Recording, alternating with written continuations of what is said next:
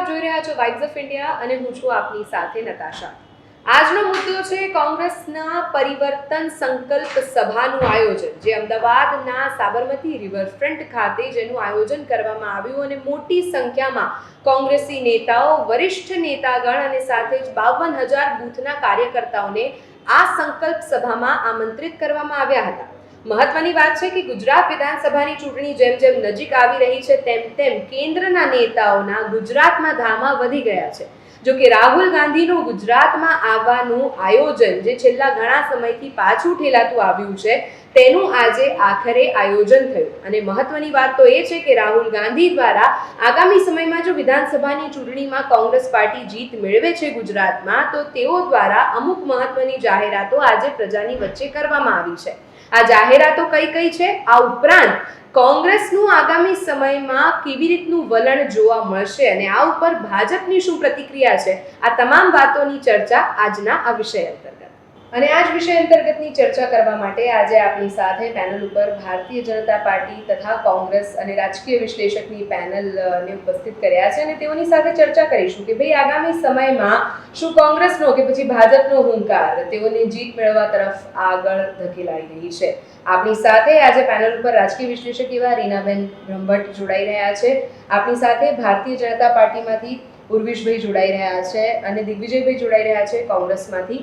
આ તમામનું સ્વાગત કરું છું। સૌથી પહેલો મારો સવાલ, આજે કોંગ્રેસના રાહુલ ગાંધી અહીંયા જ્યારે ઉપસ્થિત થયા હોય અમદાવાદના સાબરમતી રિવરફ્રન્ટ ખાતે, ત્યારે સવાલ સ્વાભાવિક છે કોંગ્રેસની રહેશે। દિગ્વિજય, પહેલા તો કેવી રીતે જુઓ છો તમે આ સમગ્ર સભાનું જે આયોજન કરવામાં આવ્યું, પરિવર્તન સંકલ્પ સભા જેનું એક નામ આપવામાં આવ્યું હતું, અને વિશિષ્ટ રીતે પરિવર્તન આગામી સમયમાં ગુજરાતમાં તમે કોંગ્રેસ નેતા તરીકે કઈ રીતે જુઓ છો? અને તદુપરાંત સૌથી મોટો અહીંયા સવાલ એ છે કે રાહુલ ગાંધીનું અમદાવાદ આવું અત્યાર સુધી ઘણી વખત પોસ્ટપોન થયું છે અને આજે ફાઇનલી તેઓ અમદાવાદના આંગણે હતા, ત્યારે ઘણા સમયથી ગુજરાતના લોકો અને ખાસ કરીને કોંગ્રેસના કાર્યકર્તાઓ યોદ્ધાઓ રાહ જોઈ રહ્યા રાહુલજીને આવવાનું, અને સમય આપે કહ્યું પ્રમાણે ઘણો થઈ ગયો એનું ઘણું કારણ પણ હતું કે ભારતીય જનતા પાર્ટીનું ઇલેક્શન ડિપાર્ટમેન્ટ મીન્સ ઈડી એમને જે પ્રમાણે વારંવાર બોલાવો, તારીખો, એના કારણે કાર્યક્રમો થવા અને કોઈ મોટું આયોજન થઈ જાય એના કારણે અટકીને જાય કારણે ઘણો લાંબો સમય થઈ ગયો।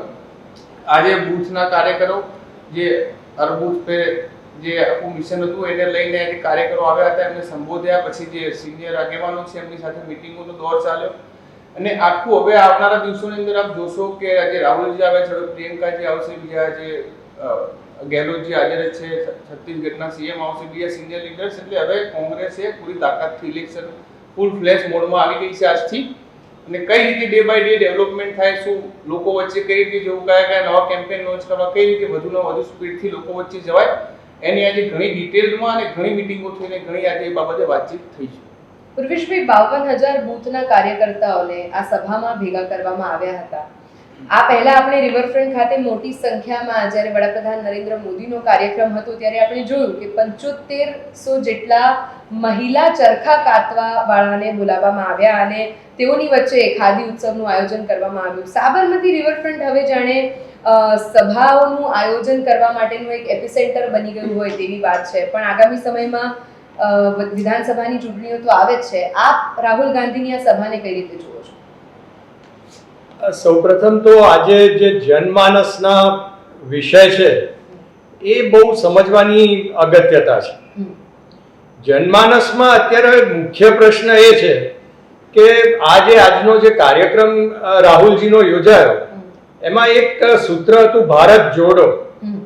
હવે જનમાનસને પ્રશ્ન એ થાય છે કે જ્યારે આપણે આઝાદીના 75 વર્ષ, આઝાદીનો અમૃત મહોત્સવ આપણે ઉજવી રહ્યા છીએ, ત્યારે ભારતને જોડવાની જરૂરત શા માટે? ભારત તો જોડાયેલો જ દેશ છે। ભારત શું તૂટેલો દેશ છે? તો એને જોડવાની વાત છે। એટલે આ જે વલણ જે અત્યારે જે છતું થાય છે એના અંગે પ્રજાના મનમાં એક પ્રકારનો અવઢવ જાગેલો છે।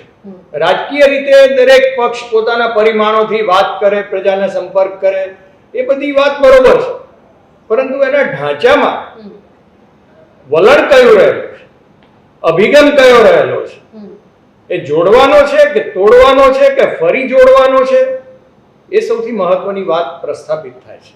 આ સમગ્ર સભાને જ્યારે હું સાંભળતી હતી રીનાબેન, અને સ્ટેજ ઉપરથી લગભગ 12 થી 13 જેટલા કોંગ્રેસના નેતાઓ અને યુવા નેતાઓ દ્વારા જ્યારે જનમેદનીને સંબોધિત કરવામાં આવે છે, અને તેનામાં એક કોંગ્રેસ નેતાનું એવું કહેવું છે કે ભારતમાં મતાધિકારનો ઉપયોગ જો કોઈ અપાવ્યો હોય તો તે ગાંધી પરિવાર અને કોંગ્રેસ પાર્ટી અપાવ્યો છે. આ બાદ જ્યારે વાત આવે છે કે ભારતીય જનતા પાર્ટીને તો સંબોધનમાં અનેક વખત કટાક્ષ કરવામાં આવ્યા છે, પણ હવે કોંગ્રેસના સંબોધનોમાં આમ આદમી પાર્ટીનો પણ આડકતરી રીતે ઉલ્લેખ કરીને દિલ્હી મોડેલ પણ નિષ્ફળ છે ગુજરાતમાં, એવા પણ સંબોધનો કરવામાં આવે છે. તમે આ સભાને ઓવરઓલ કઈ રીતે જુઓ છો? નતર આ સભા ભલે એક શરૂઆત છે, કેમ કે ગુજરાતમાં ખૂબ નજીકમાં ચૂંટણી આવી રહી છે, પરંતુ હું મુખ્ય મુદ્દો એ કહેવા માંગીશ કે ખરેખર અત્યાર સુધીમાં તમે જુઓ ત્યારે આપણી કોઈ પણ રાજકીય પાર્ટી હોય ત્યારે એકબીજા પર કીચડ ઉછાળવાની એક તો મુખ્ય વૃત્તિ હોય છે, પરંતુ તમે જો કે એનાથી કોઈ ફાયદો થતો હતો નથી. લગભગ 2007ની આજુબાજુમાં મોદીજીને મોતના સોદાગર ગયા હતા, એ પછી કોંગ્રેસે એવું નક્કી કર્યું કે તેઓ હવે મોદીજી વિરુદ્ધમાં હવે પર્સનલી આવો કોઈ એટેક નહીં કરે, પરંતુ આ તમે જેમ કહ્યું એમ આ વખતે ફરી એકવાર આવો સીન જોવા મળ્યો છે કે ભાજપ અને ઇવન આપની પણ વાત થઈ છે, પરંતુ હું એ કહેવા માંગીશ કે જે ખરેખર પરિવર્તન સંકલ્પ યાત્રા જે રૂપાળું નામ આપવામાં આવ્યું છે, તો હું એમ કહું છું કે હમણાં તમે થોડા સમય અગાઉનો જ સીન જુઓ કે ગુલામ નબી આઝાદની તમે જો જે પ્રકારે અંગત રીતે રાહુલ ગાંધી પર આક્ષેપ કર્યા છે એટલા સિનિયર નેતા તરીકે, ત્યારે એ આક્ષેપોના કેટલી સિરિયસ લીધા છે, આ માટે એમની પરિવર્તનની કેટલી માનસિક તૈયારી છે. ખાલી પરિવર્તન સંકલ્પ યાત્રા જેવું રૂપાળું નામ આપવાથી શું આ વસ્તુ યથાર્થ થાય છે ખરી? કોંગ્રેસે આ વસ્તુ પોતે ચિંતન કરવી જોઈએ છે, મનન કરવી જોઈએ છે. બીજી તરફ ગુજરાતમાં પણ તમે જુઓ કે જે 77 ધારાસભ્યો હતા એમાંથી વંડી ઠેકવાનું કોન્સ્ટન્ટ ચાલુ છે. લગભગ અગાઉ એક વર્ષ પહેલા 26 પછી 17 પણ એના પછી પણ ઘણા બધા ગયા છે કે જે ગણતરી કરવી પડે આપણે. તો તમે જુઓ કે ભાજપ અડધું કદાચ એવું કહી શકાય કે કોંગ્રેસી ભરાઈ ગયું છે. એટલે આ ખરેખર જે છે કે નામ તો રૂપાળું આપવામાં આવ્યું છે, પરંતુ એમાં ખરેખર એનો અર્થ સરે છે ખરો? ગુલામ નબી આઝાદ જેવા જો નેતાઓને આપણે સિરિયસ નહીં લઈએ, અને તે સાથે G23માં પણ તમે જુઓ કે બધા જ સિનિયર લીડર્સ છે, તો આ સંકલ્પ પરિવર્તન યાત્રા કેટલી યથાર્થ છે? નતાશા, દિગ્વિજય આનો જવાબ આપી શકે કદાચ. બંને વસ્તુનો જવાબ આપું છું. પહેલા જે આપણા સરે કહ્યું બીજેપીમાંથી છે કે ભારત જોડો યાત્રા કેમ આજે એક રેલી કેવું નહીં, 7 તારીખથી રાહુલજીની કન્યાકુમારીથી લઈ છેક કાશ્મીર સુધીની રેલી શરૂ થઈ રહી છે કે જેની યાત્રાનું નામ જ ભારત જોડો યાત્રા છે. ભારત જોડો યાત્રા શા માટે? કે જે પ્રમાણે કોઈ સરકારનો વિરોધ કરે કે પાકિસ્તાન જતા રહો, ચીન જતા રહો, જે પ્રમાણેની આજે માનસિકતા સરકારની થઈ ગઈ છે ને, એ માનસિકતાની વિરુદ્ધમાં ભારત જોડવાની વાત છે. કે જે પ્રમાણે આજે ભૂતકાળમાં નહીં બન્યું કે એક રાજ્યની પોલીસ બીજા રાજ્યની પોલીસ ઉપર ફાયરિંગ કરી નાખે, જાણે અલગ અલગ રાજ્ય અલગ અલગ દેશ હોય પ્રમાણે. એટલે જે પ્રમાણેનું શાસન ચાલે છે કે સરકારનો જે વિરોધી એ દેશદ્રોહી, રાષ્ટ્રદ્રોહી, આ પ્રમાણે માનસિકતા આજે ધ્રુવીકરણની રાજનીતિ કેટલી હાવી થઈ ગઈ છે. તમે જુઓ કે આજે કેટલા વિકાસના મુદ્દાઓ, જે વિકાસની વાતો કરો પણ એના મુદ્દાઓની કેટલી ચર્ચા થઈ રહી છે આજે ચૂંટણીમાં. એટલે આ માનસિકતાની વિરુદ્ધમાં ભારત જોડો યાત્રા થઈ રહી છે અને આખા દેશમાં 12 રાજ્યોથી લઈ અને 3400 કિલોમીટરની યાત્રા થઈ રહી છે. આજની ખાલી રેલી નથી, એ ભારત જોડો, બરોબર છે. એટલે પરિવર્તન કોંગ્રેસ, જેમ મેડમે કહ્યું કે ગુલામ નબી આઝાદજી, તો કોંગ્રેસ 125 વર્ષ જૂની પાર્ટી છે, અને જે પ્રમાણે ભારતીય જનતા પાર્ટી આરોપ લગાવે છે કે 60 વર્ષ રાજ કર્યું આ છે તે છે, તો એટલી જૂની પાર્ટી છે. અને પાર્ટીનો સમય ક્રાઇસિસમાં ચાલી રહ્યો છે, ઘણી ફેરબદલ ચાલી રહ્યા છે, સિસ્ટમમાં કોઈ ઉતાર ચઢાવ હોય, બધું ચાલી રહ્યું છે. એની વચ્ચે જે નેતાઓને ફાવતું ના હોય, જેને પોતાનું મન માનતું ના હોય ગોઠવા, જેને આખી જિંદગી તમામ મુદ્દા ભોગવ્યા હોય, સરકારે ત્યારે મિનિસ્ટરો બન્યા, રાજ્યસભાનું જેમની ટર્મ પતી એટલે હવે બધું પરિવારવાદ થઈ ગયું. અત્યાર સુધી બધું ભોગવ્યું, હવે જ્યારે બધું પતી ગયું એટલે આ પાર્ટી આવી છે, એવું કંઈ નીકળી જવું બહુ એમની વાત એવું બી નથી કે એમની બધી વાતો ખોટી હશે, પરંતુ તમે નીકળી જાઓ ને ગાળો બોલી પછી પાછલા રસ્તેથી છોડી દો સંઘર્ષ, એટલે એ વસ્તુ બી છે. કોંગ્રેસ પોતે આજે જે પરિસ્થિતિમાં છે, કોંગ્રેસ પોતે મનોમંથન પણ કરે છે, પરિવર્તન શું થઈ શકે, કેટલી રીતે બધા પ્રયાસો ચાલતા હોય, પણ પછી પણ દિગ્વિજય, આ આંતરિક વિખવા કોંગ્રેસ પાર્ટીને ઉપર આવવા નથી દેતો અથવા તો ચૂંટણીઓ જીતવા નથી દેતો. શું તમને એવું નથી લાગતું? ચોક્કસ ઘણા બધા એક વસ્તુ છે કે એ કોઈ જગ્યાએ કોઈ સ્ટેટમાં ઓછું હોય, કોઈ જગ્યાએ વધારે હોય ને સિગ્નલ લીડરશિપ એ વસ્તુ બેલેન્સ કરવા માટે પૂરેપૂરો પ્રયાસ થતો હોય છે. આજે કેટલા રાજ્યોમાં કોંગ્રેસની સરકાર છે? આપણે ત્યાંથી શરૂઆત કરીએ. ચલો, ગુજરાતમાં તો છેલ્લા 27 વર્ષથી કોંગ્રેસનું શાસન નથી, પણ ગુજરાતમાં આવીને જ્યારે રાહુલ ગાંધી સ્ટેજ ઉપરથી એવું કહેતા હોય કે જો આગામી સમયમાં ગુજરાતમાં વિધાનસભાની ચૂંટણીમાં કોંગ્રેસની સરકાર બનશે તો અમે ખેડૂતો માટે આ કરીશું, મહિલાઓ માટે આ કરીશું, દીકરીઓ માટે આ કરીશું, પણ આ તો દર વર્ષે મેનિફેસ્ટોમાં તમે લખો જ છો, પણ તેમ છતાં ગુજરાતમાં કોંગ્રેસને લોકો સ્વીકાર કરતા નથી. આ ઉપરાંત જે અન્ય રાજ્યો છે, આજે આપણે રાજસ્થાનની વાત કરીએ તો રાજસ્થાનમાં દર 5 વર્ષે સરકાર બદલી નાખવી એ ત્યાંના લોકોનો, ત્યાંના પ્રજાજનોનો એક લગભગ નિયમ બની ગયો છે, કારણ કે આપણે છેલ્લા ઘણા વર્ષોથી જોતા આવીએ છીએ.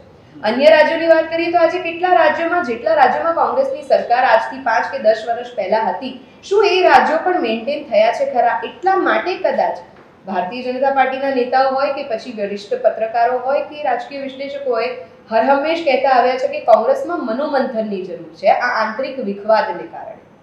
ચોક્કસથી હું આપણી વાત સાથે પણ સહેમત છું ને આપણે કહું કે દિલ્હીની અંદર પણ શિલાજીની સરકાર 15 વર્ષ ચાલી, આસામની સરકાર 15 વર્ષ ચાલી, ઘણી સરકારો કોંગ્રેસની લાંબી ચાલેલી છે. અને જે પ્રમાણે આંતરિક જૂથવાદની, કારણ કે જે પ્રમાણે કેન્દ્રીય નેતૃત્વ જ્યારે 2014માં જે ચૂંટણી હાર્યા પછી જે પરિસ્થિતિ થઈ એના કારણે આખી સિસ્ટમ ચેન્જ થઈ રહી છે, બધું અલગ પ્રમાણે થઈ રહ્યું છે. અને જ્યાં સુધી આ વખતની ગુજરાતમાં 27 વર્ષ થઈ ગયા, દરેક સમયની અલગ અલગ રાજકીય પરિસ્થિતિ હોય. આ વખતે કોંગ્રેસમાં એક વસ્તુ, એક પ્રજાજનો કોંગ્રેસ એટલે ઈચ્છે છે કે ભલે ગુજરાતમાં આમ જોવા જાવ તો 27 વર્ષથી કોંગ્રેસ નથી, પરંતુ કોંગ્રેસ જ્યાં સુધી કેન્દ્રમાં હતી ત્યાં સુધી કેન્દ્ર સરકારની રાહતોથી ગુજરાતની જનતા વાકેફ છે. આજે તમે સમજો કે રાઈટ ટુ એજ્યુકેશનની અંદર લાખો બાળકો ભણી રહ્યા છે કે જે કોઈ સ્કૂલ હોય જ્યાં આગળ કોઈ મોટી 50 લાખની ગાડીમાંથી કોઈ બાળક ઉતરીને જાય ત્યાં આગળ ગરીબનું બાળક પણ એ જ ક્લાસમાં જઈને બેસી શકે. આ કાયદા કોંગ્રેસે બનાવ્યા. કેટલું સસ્તું પેટ્રોલ, કેટલી સસ્તું જે મોંઘવારીની શું હાલત હતી કે એકદમ બધું જ એક ગરીબ માણસને બધું પોસાતું. એટલે એ સરકાર બદલાઈ તો 7 વર્ષમાં લોકોને સમજણ પડી કે કેન્દ્ર સ્થાને જ્યારે કોંગ્રેસ સરકાર હતી ત્યારે પણ આટલો ફાયદો હતો, આ પ્રમાણેની જીવન જરૂરિયાતની વસ્તુઓ ઇઝીલી મળી રહેતી હતી. એટલે એને લઈને આજે પ્રજાજનો ચોક્કસ મન બનાવ્યું છે કે કોંગ્રેસને વોટ આપો ને જે પ્રમાણે બેહાલ છે પ્રજા, એટલે કોંગ્રેસને ભરોસો છે કે કોંગ્રેસ પૂરી તાકાતથી આવનારા દિવસોમાં જોશો કે કોંગ્રેસ કઈ સ્ટ્રેન્થથી લડે છે અને શું પરિણામ આપે છે. કેન્દ્રની ચૂંટણીને તો હજી વાર છે, જેમ આપણે સૌ જાણીએ છીએ, પણ નજીકના સમયમાં વિધાનસભાની ચૂંટણીઓનું આયોજન થશે. ઉર્વિશભાઈ, અહીંયા એક સવાલ સરકાર સામે પણ ઉઠે છે કે અનેકો વખત કોંગ્રેસ દ્વારા જેટલી પણ સભાઓ અથવા તો જેટલા પણ સંબોધનો પ્રજા વચ્ચે કરવામાં આવે છે તેનામાં 2 મહત્વના મુદ્દાઓ છે, એ છે મોંઘવારી અને બેરોજગારી, જે આજે લગભગ તમામ સામાન્ય વ્યક્તિઓને નડી રહી છે. આપણે ગુજરાતને તેનામાંથી બાકાત રાખી શકીએ કે કેમ, તેનો પણ જવાબ કદાચ આપ આપી શકો. ચોક્કસ. સૌ પ્રથમ તો આજની જે વાત છે, ભાઈએ જે વાત કરી, દિગ્વિજયભાઈએ, 2024માં ચૂંટણી આવી રહી છે, 2022ના ડિસેમ્બરમાં ગુજરાતમાં ચૂંટણી આવી છે, પરંતુ એ પહેલા ઓક્ટોબર મહિનામાં કોંગ્રેસમાં જ ચૂંટણી આવી રહી છે. એટલે એમાં પણ પરિવર્તનની વાતો કેટલાક કોંગ્રેસના બહુ જ સ્થિર અને ગંભીર નેતાઓએ પરિવર્તનની વાત કરવાની શરૂઆત કરી.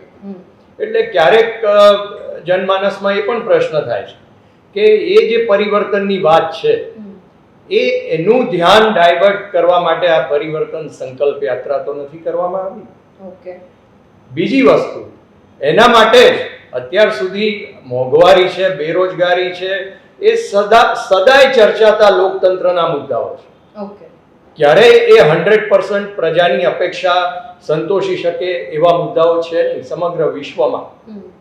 અને જે પ્રમાણે ભારતીય જનતા પાર્ટીની સરકારે ખાસ કરીને જે વિષમ પરિસ્થિતિઓમાંથી આપણે પસાર થયા, કોવિડની પરિસ્થિતિ અને ત્યારબાદ યુક્રેનના યુદ્ધની પરિસ્થિતિ, એ પછી જે ફુગાવાનો દર એટલે કે મોંઘવારીને નિયંત્રણમાં લાવવા માટે જે પ્રમાણે પ્રયત્નો કર્યા, એનાથી માત્ર 3 મહિનામાં 7.79% ફુગાવાનો દર હતો, એ ઘટીને 6.60% આસપાસ આવીને અત્યારે ઊભો છે.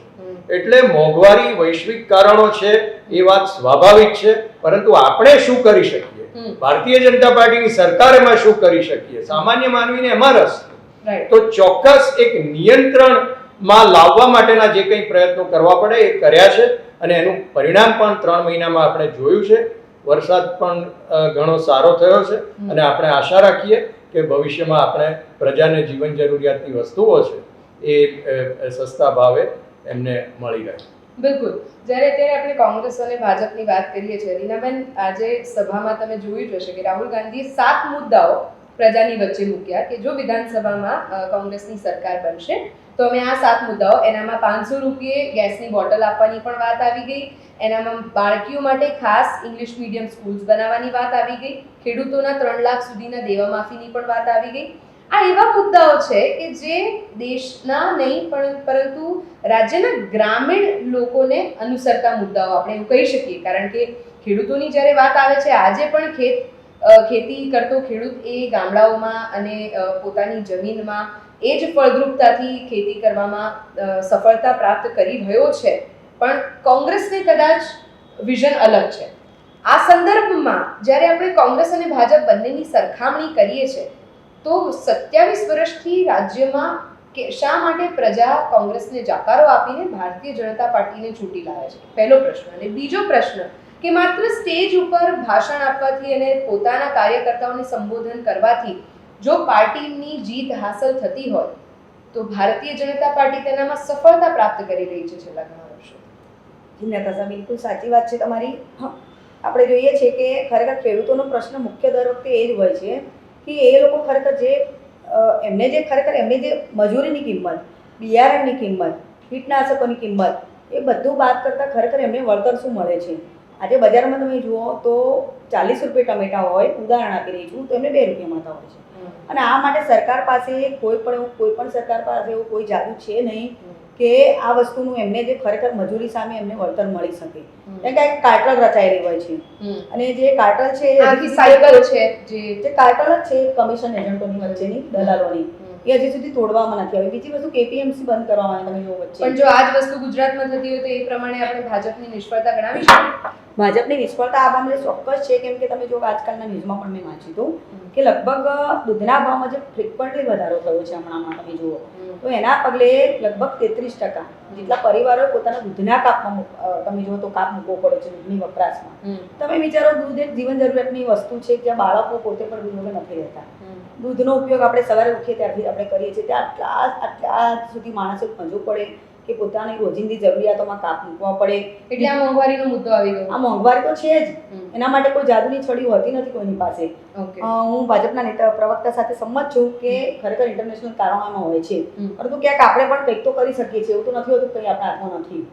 કેમ કે કાર્ટલને તો તમે એક કંટ્રોલ કરો તો પણ ઘણું બધું થઈ શકે એમ હોય છે. પણ કોંગ્રેસની જ્યારે આપણે બીજા તરફે વાત કરીએ તો દરેક વખતે શા માટે કોંગ્રેસના નેતાઓ દ્વારા, કોંગ્રેસના કાર્યકર્તાઓ દ્વારા સંબોધનમાં માત્ર ભાજપની શું નિષ્ફળતાઓ છે, શું ત્રુટિઓ છે એ જ બતાવવામાં આવે છે?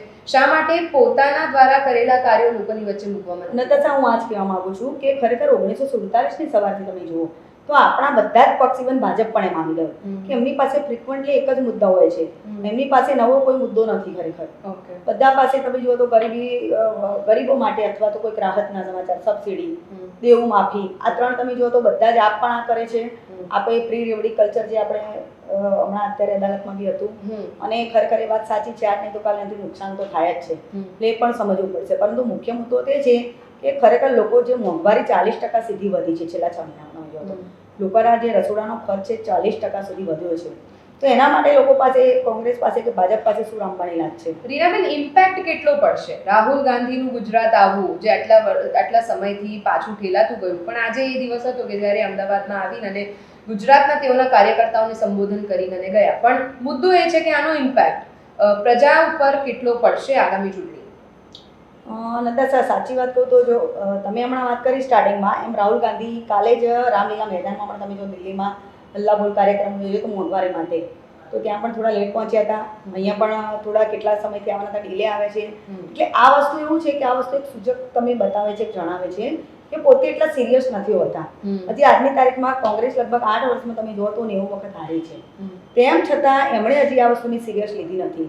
G23ના નેતાઓમાં તમે જુઓ તો રેણુકા ચૌધરી છે, જીતેન પ્રસાદ છે, પછી શશી થરૂર છે, આ બધા સિનિયર કહેવાય, કપિલ સિબ્બલ છે, આ બધા સિનિયર જે નેતાઓ છે, શું એ બધાને તમે આટલા જેના થકી કોંગ્રેસ આટલા વર્ષ ચાલી છે, જેના થકી કોંગ્રેસનો પાયો મજબૂત હતો, કોંગ્રેસ આટલા વર્ષ શાસન કર્યું છે, એમાં લોકોનું યોગદાન છે, આ બધા સિનિયર છે, તેમ છતાં એમને તમે જુઓ તો એમનો અસંતોષને સાઈડમાં કરવામાં આવ્યો છે, આત્મચિંતન કંઈ કરવામાં આવ્યું નથી, મંથન કંઈ કરવામાં આવ્યું નથી.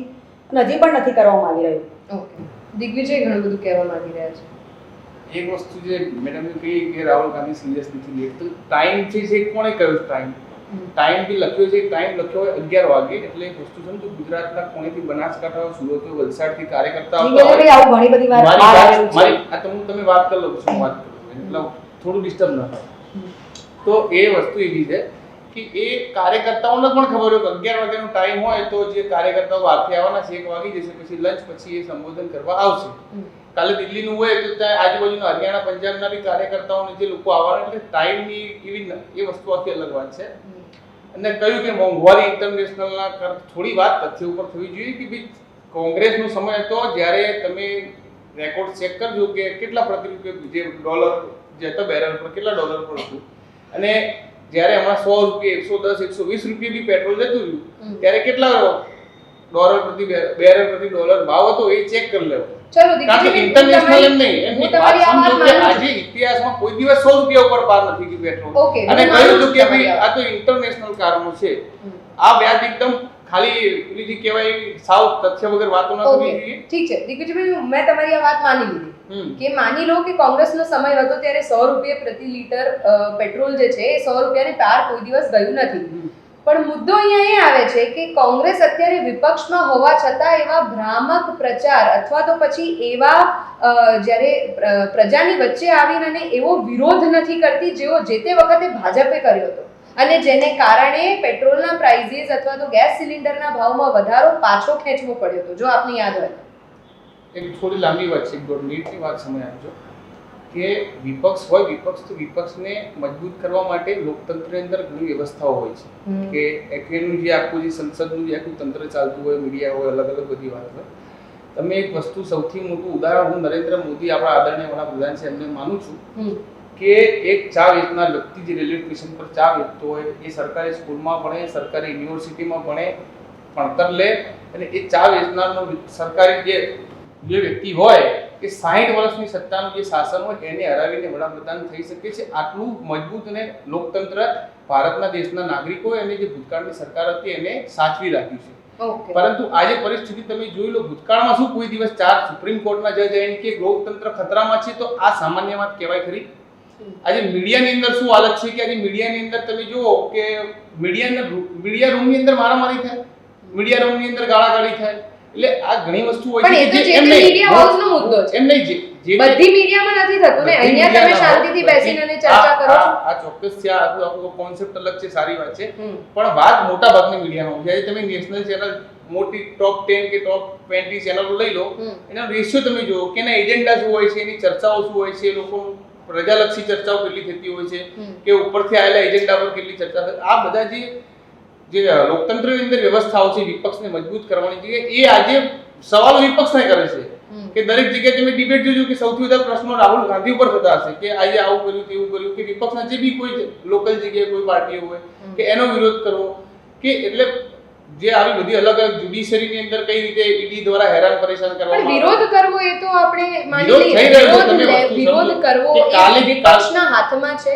કેટલો કરવો, કઈ રીતે કરવો, કઈ રીતે પ્રજાની આંખમાં આવવું, કે જે તમે સરકાર ચૂંટી લાવ્યા છો એ શા માટે બરાબર નથી, એ વસ્તુ લોકોના મન સુધી પહોંચાડવા માટે તો વિરોધ પક્ષ બનાવવામાં આવે છે. એક વસ્તુ સમજો, યુપીની અંદર પેલા જે ગૃહમંત્રી હતા એમના દીકરાએ કિસાનો ઉપર સડસડાટ જે થાર ગાડી ચલાવી ગયેલી, તો એ બાબતથી પ્રિયંકા ગાંધી 3 દિવસ જેલમાં ગઈ કે ત્યાં એ ગયેલા કે મારું મળું છું. પણ આવું ગુજરાતમાં કેમ નથી થતું?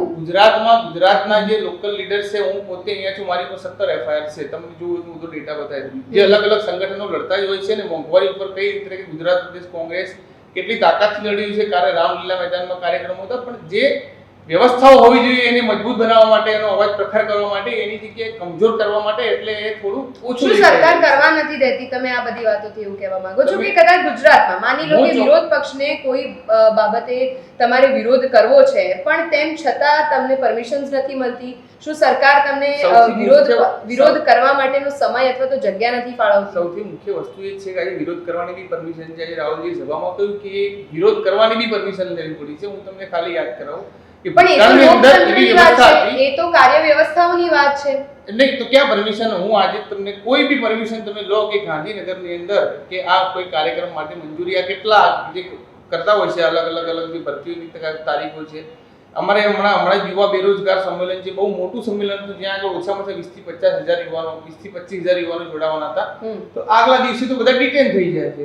હું પોતે સાક્ષી છું, જ્યારે વડાપ્રધાન આવતા હોય તો અમદાવાદની અંદર લિસ્ટ હોય કે NSUના 50, 20 કોંગ્રેસના 150, 200 બધા દેશના વડાપ્રધાન જ્યારે જે તે જગ્યાએ આવતા હોય અને ત્યારે વિરોધ કરવા માટે કાળા બાવટા ફરકાવવામાં આવે તો એ વસ્તુ તો ખોટી છે ને. કઈ જગ્યાએ ક્યારે ફટકારે? આવું જ્યારે કરવાનું આયોજન કરવામાં આવ્યું હોય, જો દેશના વડાપ્રધાન છે તો એ તમારા પણ વડાપ્રધાન, મારા વડાપ્રધાન છે તો મારા વડાપ્રધાન હું વિરોધ કરી શકું કે આજે ગુજરાતની અંદર યુવા બેરોજગાર છે. આજે સૌથી મોટો મુદ્દો જે આજે ચર્ચામાં રહી ગયો વાત કહેવાની કે ગુજરાતની અંદર મુદ્રા બોર્ડ પર હજારો લાખો કરોડનું ડ્રગ્સ પકડાય તો એ કોણ લે છે? એ કોઈ પાકિસ્તાનના નાગરિકો મુદ્રા બોર્ડ ઉપર ડ્રગ્સ લેવા આવવા નથી, ગુજરાતના યુવાનો લેવાના. આમાં બીજો મુદ્દો ઉમેરીને હું સવાલ ઉર્વિશભાઈને કરું. ઉર્વિશભાઈ, બે વસ્તુ મહત્વની ટાંકવામાં આવી હતી, એક તો ડ્રગ્સ અને એક તો ગાંધીના ગુજરાતમાં દારૂબંધી. જે અશોક ગેહલોત રાજસ્થાનના મુખ્યપ્રધાન છે, તેઓએ સ્ટેજ ઉપરથી એવું કહ્યું કે ગુજરાતમાં તો દારૂબંધી માત્ર નામની જ છે. અને આપણે જે મુજબ અત્યારના છેલ્લા ઘણા સમયથી અમુક સમાચારો જોતા આવ્યા છે કે ગુજરાતમાં જે માત્રામાં ડ્રગ્સ પકડાય છે, ગુજરાતમાં જે માત્રામાં દારૂનો વેપલો પકડાઈ રહ્યો છે અને દારૂનો વેપાર થઈ રહ્યો છે, તે મુદ્દો શું તમને લાગે છે કે આવા મુદ્દાઓ જ્યારે વિપક્ષ દ્વારા હાઇલાઇટ કરવામાં આવે ત્યારે સરકારની સૂચક ગંભીરતા આમાં વધારે હોવી જોઈએ? ચોક્કસ સરકારનો અભિગમ શું છે એ પણ જાણવાનો પ્રયત્ન કરવો જોઈએ. તંદુરસ્ત વિપક્ષ એ લોકતંત્રનું એક મોટું સાધન છે જી. અને ડ્રગ્સ અને દારૂના વેચાણની બાબતમાં પરિસ્થિતિ જ્યારે ગંભીર હોય અને ગુજરાત સરકાર એ પકડવા માટે સતત પ્રયત્નશીલ હોય અને પરિણામલક્ષી કામગીરી કરી રહી હોય કે જ્યારે અભૂતપૂર્વ રીતે માત્રામાં એ ડ્રગ્સ પકડવામાં આવ્યું છે, એની પાછળના તત્વોને અત્યારે પકડવામાં આવેલા છે. એવી જ રીતે દારૂ માટે પણ ખૂબ જ સજાગ થઈને સરકાર કામગીરી થઈ ગઈ છે. એનું એક હું કમ્પ્લીટ કરી લઉં.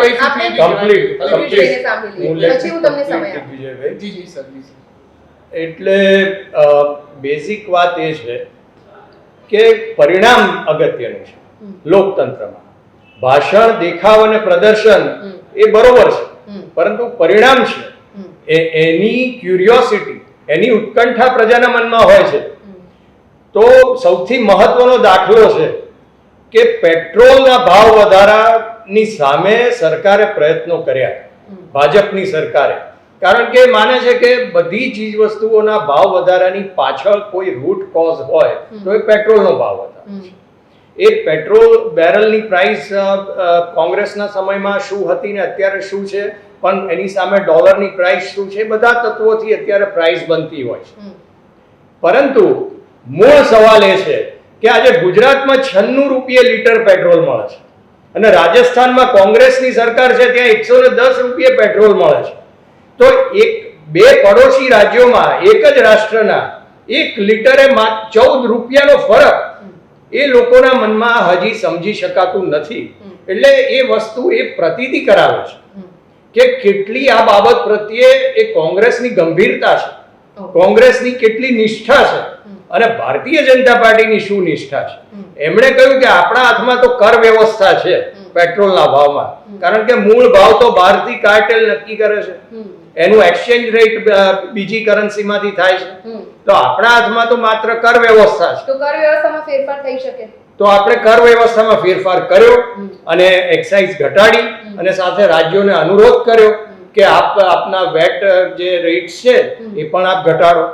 ગુજરાત રાજ્યએ વેટના રેટમાં ઘટાડો કર્યો અને આજે 96 રૂપિયે લીટરે પેટ્રોલ મળે છે. પરંતુ રાજસ્થાનમાં કે અન્ય કોંગ્રેસ શાસિત રાજ્યોમાં એ ઘટાડો કરવામાં આવેલો નથી. એ બતાવે છે કે આપ જે વાત કરો છો, જે વાત લઈને તમે નદીઓ ઉપર જે લોકોને ભેગા કરવાની વાત કરો છો, પરંતુ જ્યારે પરિણામલક્ષી કામગીરીની વાત આવે છે ત્યારે તો તમારું વલણ કંઈક જુદું દેખાય છે. દિગ્વિજયભાઈ, તમે કંઈ કહેવા માંગતા હતા, એનામાં એક માત્ર પ્રશ્ન હું ઉમેરું છું કે આ એ જ રિવરફ્રન્ટ પર આજે રાહુલ ગાંધીએ સભાનું આયોજન કર્યું હતું કે જે રિવરફ્રન્ટના માથે જ્યારે રિવરફ્રન્ટ ડેવલપ થયું ત્યારે વડાપ્રધાનની સામે, જ્યારે જે તે વખતે તો ગુજરાતના મુખ્યપ્રધાન હતા નરેન્દ્ર મોદી, અને ત્યારે તેમના પર સવાલ પણ ઉઠાવવામાં આવ્યા હતા કે આટલો ખર્ચ ગુજરાતમાં કરવાની જરૂર શું છે, અને આજે એ જ રિવરફ્રન્ટ પર કોંગ્રેસની સભાનું આયોજન, પરિવર્તન સંકલ્પ સભાનું આયોજન કરવામાં આવ્યું હતું. નો ડાઉટ રાહુલ ગાંધીને પણ ગમ્યું હશે કે ગુજરાતમાં જે તે પ્રમાણેનો વિકાસ થયો છે, જે તે પ્રમાણેનું ઇન્ફ્રાસ્ટ્રક્ચર ડેવલપ થયું છે, અને પછી તમે તમારી વાત કહી શકો.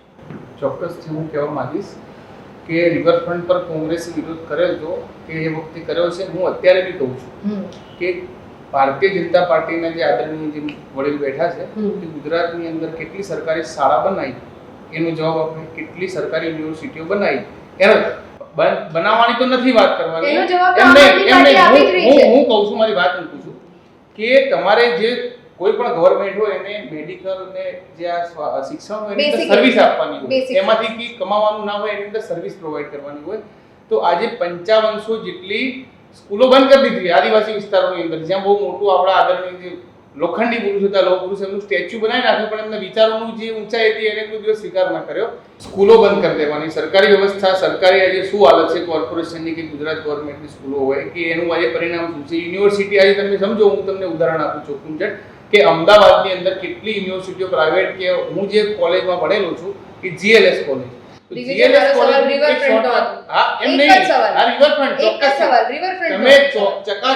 બતાવવા માટે રિવરફ્રન્ટ બતાવો, પણ જ્યારે ત્યાંથી કોઈ બીજા રાષ્ટ્રના આવતા હોય ત્યારે તમારે ત્યાં પડદા મારવા પડે છે પાછળ જે ગરીબો સંતાડવા માટે.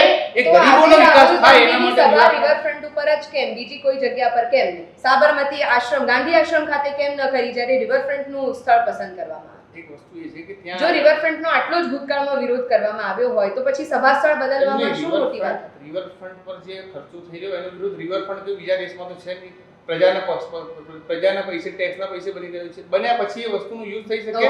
અને બીજી વસ્તુ કે આ તમને એ બી કહી દઉં કે રિવરફ્રન્ટ આપવામાં બી સરકારે ત્યાં આગળ કેટલા નાટક કર્યા છે. કોંગ્રેસના તમામ લોકો હેરાન પરેશાન થઈ ગયા. ભૂતકાળની વાતો છે. આ વખતે આ રેલી કરવા માટે જમા કરેલા પૈસા પાછા આપી દીધા કે ડ્રોન પણ નહીં મળે, રિવરફ્રન્ટ પણ નહીં મળે. ઓકે, ઠીક છે. અમરીશભાઈ, ઉર્વિશભાઈ, ટૂંકમાં આપનો જવાબ આપો. ખાસ કરીને જે શિક્ષણનો ઉલ્લેખ કર્યો દિગ્વિજયભાઈએ, સરકારી શિક્ષણનો, એમાં જે નોંધપાત્ર બાબત એ છે કે ગુજરાતમાં 45,000 શાળાઓ નિઃશુલ્ક બાળકોને ભણાવી રહી છે. ના, અને એમાં પણ મેં કીધું ને કે એનો જવાબ તો લગભગ આમ આદમી પાર્ટીના તમામ નેતાઓ દરેક સભા સ્થળેથી આપતા જ આવ્યા છે. હા, એટલે 45,000 શાળાઓમાં વિનામૂલ્યે શિક્ષણની પદ્ધતિ આપણે ત્યાં બરકરાર છે. એમાં લાખો વિદ્યાર્થીઓ એનો લાભ લઈ રહ્યા છે. એમાં અત્યંત આધુનિક સગવડો જે કદાચ પ્રાઇવેટ સ્કૂલમાં પણ ક્યારે નથી મળતી, એ આજે ગામડાની સરકારી શાળામાં મળે છે. અમદાવાદ શહેરનો આપ દાખલો લો તો 425 જેટલી મ્યુનિસિપલ શાળાઓ છે. એ શાળાઓ અત્યંત આધુનિક રીતે અત્યારે કામ કરી રહી છે. એમાંથી પણ કેટલીક શાળાઓને સ્માર્ટ શાળાઓ કરી અને જે બેસ્ટ સ્કૂલ્સ છે એમની સાથે એ સ્ટાન્ડર્ડને મેચ કરી શકે એ પ્રમાણેના પ્રયત્નો કરવામાં આવેલા છે. 400 શાળાઓમાંથી નતાશાબેન એક જ પોઈન્ટ છે નાનો કે 400 શાળામાંથી સમયની જરૂરિયાતને ધ્યાનમાં રાખીને કેટલીક શાળાઓમાં તો ઇવન અંગ્રેજી માધ્યમ પણ શરૂ કરવામાં આવ્યું. અને આજે એ પોઝિશન છે કે જે ગરીબ અને નીચલા મધ્યમ વર્ગના લોકો અંગ્રેજી શાળામાં એડમિશન લેવાનું એ સ્વપ્નમાં પણ વિચારી નહોતા શકતા. એ અત્યારે ખૂબ સારી રીતે ભણી શકે છે. નોટ ઓનલી ધેટ, પણ એ સારી રીતે બોલીને વાંચી શકે છે અંગ્રેજી. બિલકુલ. આ મુદ્દો જો આપણે આગળ લઈ જઈએ ને તો તેના પર એક અલગ પેનલ ડિસ્કશન થવું જોઈએ અને થશે ભવિષ્યમાં. પણ અત્યારે ઓવરઓલ રીનાબેન, આપણે ભાજપને પણ સાંભળ્યા, કોંગ્રેસને પણ સાંભળ્યા.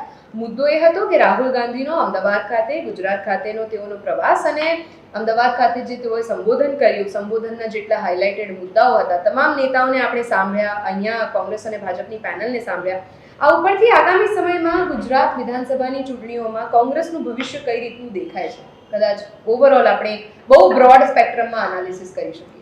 નતાશા, આમાં એવું છે કે રાહુલ ગાંધીએ જે કહ્યું એમાં કંઈ વિશેષ તો છે નહીં. આ બધા ચવાઈ ગયેલા મુદ્દા છે અને આ બધા પ્રોમિસીસ બધા જ પક્ષ આપે છે, એટલે એમાં કંઈ વિશેષ છે નહીં. એક વાત તો. બીજી વાત કે આપની ગતિ જે સર્વે બહાર આવે છે એ પ્રમાણે આપ પોતે ખૂબ આગળ ઝડપથી વધી રહ્યું હોય એવું સર્વેમાં અથવા તો થોડું ઘણું જે નિષ્ણાતોની જે આગાહી છે પ્રમાણે આપણે જોઈ રહ્યા છીએ. શું એનાથી કોંગ્રેસને થઈ શકે છે? ખરેખર કોંગ્રેસે તમે જો કે હમણાં બી આપણે કહ્યું કે આ જે સભા હતી એમાં પણ આપનું નામ એમણે લીધું છે. એટલે અગર જો કોંગ્રેસ ખરેખર સમયસર એક ધારણા એવી કરી શકાય તો બની શકે કે આપ સાથે ગઠબંધન કરી લે છે કદાચ, એનાથી ભાજપને પોતાને મોટો ફટકો પડી શકે છે એક વાત તો, અને કોંગ્રેસને ફાયદો થઈ શકે છે. એટલે હવે આપની સાથે કોંગ્રેસ ખરેખર સેટિંગ કરે છે કે શું કરે છે શું નહીં એ જોવાનું રહે છે. પરંતુ કોંગ્રેસ પોતે જો મનોમંથન કરે એક તો એના પોતાના જે ધારાસભ્યો ધારાસભ્યો થઈને કાર્યકરો સતત ભાજપ તરફી જે દોટ મૂકી રહ્યા છે એમાં એ પોતે શું કરી શકે છે. અહીં ગુજરાત લેવલે એને પોતે જ્યારે ચૂંટણીઓ નજીક છે ત્યારે એણે મનોમંથન કરવું પડશે એક વાત તો. અને એવા કોઈ મુદ્દા આપવા પડશે કે જેનાથી લોકોનો ખરેખર કંઈક વિચારવા પ્રેરાય. ઓકે, મુદ્દાઓ ઘણા બધા છે, પણ પરિવર્તન સંકલ્પ સભાનું જે આયોજન અમદાવાદના રિવરફ્રન્ટ ખાતે કરવામાં આવ્યું અને આગામી સમયમાં શું ફરીવાર રાહુલ ગાંધી ગુજરાત પ્રવાસે આવે છે, જો પ્રવાસમાં આવે છે તો તેઓ કયા મુદ્દાઓને હાઇલાઇટ કરી પ્રજાની વચ્ચે જવાનું પસંદ કરે છે આ આપણે જોવાનું રહેશે. પણ આજની આ ચર્ચા ઉપરથી એવું ફલિત થતું નજરે પડી રહ્યું છે કે આગામી સમયમાં કોંગ્રેસની તૈયારીઓ પૂરજોશમાં ચાલી રહી છે અને તેઓ પૂરજોશમાં આ તૈયારીઓ વચ્ચે સભા સ્થળેથી લોકોની વચ્ચે જવા માટે હવે પ્રેરાયા છે. આ કઈ પાર્ટી તરફથી પ્રેરાયા છે તે તો કોંગ્રેસના કાર્યકર્તાઓ અને નેતાઓ સમજી જ શકે છે, પણ મહત્વની વાત એ છે કે આગામી સમયમાં શું થાય છે અને વિધાનસભાની ચૂંટણીનું સુકાન આખરે કઈ પાર્ટીના માથે મૂકવામાં આવે છે તે જોવાનું રહેશે. થેન્ક યુ સો મચ દિગ્વિજયજી, ઉર્વિશજી અને રીનાજી, આપ અમારી સાથે આ ચર્ચામાં જોડાયા તે બદલ. આજનો આ હતો મુદ્દો. આવા જ અલગ અલગ વિષયો સાથે મળતા રહીએ. ત્યાં સુધી મને આપશો રજા. નમસ્કાર.